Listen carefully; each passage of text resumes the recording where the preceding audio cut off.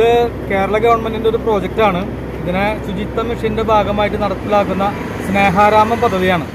ഇത് കേരളത്തിലെ അങ്ങോളം ഇങ്ങോളമുള്ള NSS യൂണിറ്റുകളെ മുഖാന്തരമാണ് നടത്തുന്നത്. കേരളത്തിൽ വൃത്തിഹീനമായി കിടക്കുന്ന ഉപയോഗശൂന്യമായി കിടക്കുന്ന സ്ഥലങ്ങളെ വൃത്തിയാക്കി അതൊരു സ്നേഹാരാമം ആയിട്ട് മാറ്റുക എന്നുള്ള പദ്ധതിയാണ് ഇപ്പോൾ നടപ്പിലാക്കുന്നത്. ഇത് ത്യാഗരാജ പോളിടെക്നിക്കിലെ NSS 155 അളഗപ്പ നഗർ വിഭാഗത്തിലെ കുട്ടികളാണ് ഇപ്പോൾ ഈ വർക്ക് ചെയ്തത്.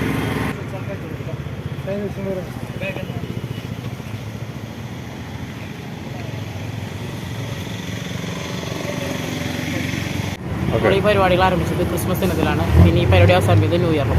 56ഓളം വിദ്യാർത്ഥികൾ ചേർന്നാണ് ഈ സ്നേഹാരാമ പദ്ധതി കൊണ്ട് പരിപാടികൾ ചെലവഴിക്കുന്നത്.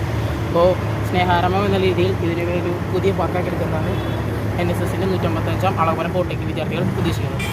ഞങ്ങൾ ഈ വർക്കിന് പുറമെ പുതുക്കാട് ആശുപത്രിയിലെ ആവശ്യമുള്ള കട്ടിലുകൾ പെയിൻ്റ് അടിക്കുകയും വെൽഡിങ് ചെയ്ത് കൊടുക്കുകയും ചെയ്തു. പിന്നെ ഞങ്ങളൊരു അംഗനവാടിയിൽ വിദ്യാർത്ഥികൾക്ക് ആവശ്യമായ പടങ്ങളെല്ലാം വരച്ച് ഭംഗിയാക്കുകയും ചെയ്തു. വളരെയധികം പുല്ലുകൾ നിറഞ്ഞുകൊണ്ടൊരു സ്ഥലമായിരുന്നു. ഒരാളുടെ പൊക്കത്തിലായിരുന്നു പുല്ലുകളുണ്ടായിരുന്നത്.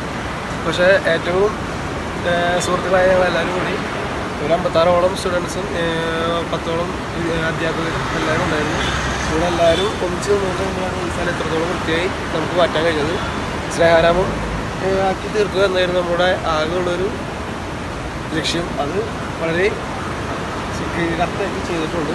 ഏറ്റവും കൂടുതൽ നമുക്ക് നന്ദി പറയാനുള്ള ഞങ്ങളെ സാറിനോട് മാത്രമാണ്. സാറിനോടാണ് ഇത്രയും കൃത്യമായിട്ട് കാര്യങ്ങൾ ചെയ്തത്. ബഹുമാനപ്പെട്ട പുതുക്കാട് MLA KK രാമചന്ദ്രൻ വന്നാണ് ഈ പരിപാടി സ്നേഹാരാമം എന്ന ഈ പരിപാടി ഉദ്ഘാടനം ചെയ്തിരിക്കുന്നത്. NSSൻ്റെ 155 ത്യാഗരാജ പോളിടെക്നിക് വിദ്യാർത്ഥികളാണ് ഈ സ്നേഹാരാമം പദ്ധതി നടത്തുന്നത്.